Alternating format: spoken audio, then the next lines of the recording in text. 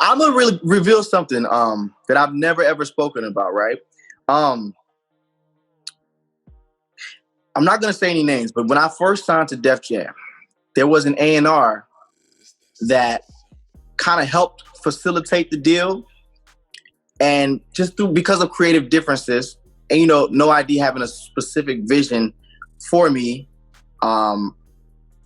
this particular A&R, because of creative differences, kind of got like taken off the project or fell off the wagon for the project. She went on to sign August Alsina. So, and I hate this because I feel like the system makes it this. So then there was like this weird internal rivalry. It was like, oh, Elijah's like the weird alternative, eclectic type of artist, and August was like hood and street, and the streets knew what August, and he related to the streets. So it was this weird thing. If when I reference of wanting to release a song, but you can't release this song because this artist is dropping this record, or you can't go to radio because it created this weird internal rivalry where I really, for a second, like kind of like started to like almost despise this nigga, like almost.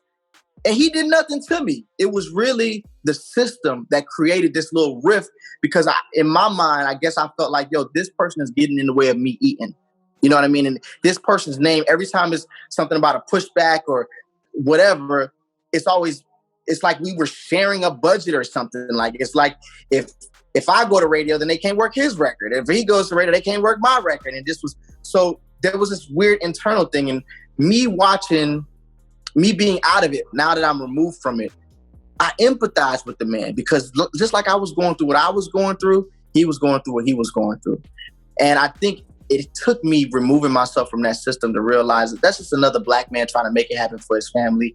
It was never anything personal. But I could see how these artists are like, I can see how the Brandy and Monica thing happened. It's just like when you're constantly hearing somebody's name and the name is being brought up synonymous with like why you can't get something done, or as in going against you, is kind of just like, yeah, well maybe fuck you just a little bit, like, you know what I mean? Like nothing personal for you, but like fuck him.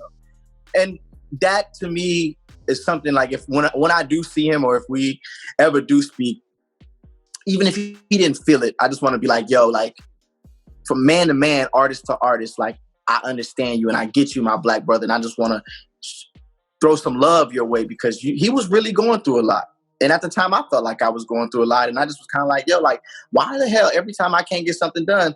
But it was really, I believe, partly with that A&R being competitive, and, you got to, there was rivalries between A&Rs and all types of other stuff. So, you know what I would say to that? Trust your instinct, trust your calling and your purpose on this earth, trust your gift, and no one else's.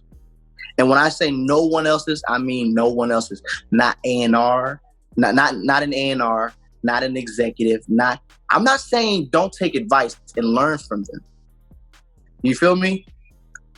There's nothing wrong with taking information objectively and listening to critique, but trust your instinct, because at the end of the day, it'll only fall on you. You have to wake up in the morning and look at yourself in the mirror and say, yeah, I didn't try this, I didn't do this, but at least I didn't do it because I didn't want to. As opposed to seeing somebody do an idea, take an idea that you had, make multi-millions out of it, and then you'll be like, oh man, I had that same exact idea, I had that same exact concept, I had that same exact sound, but so-and-so told me it would never work, and look at it working.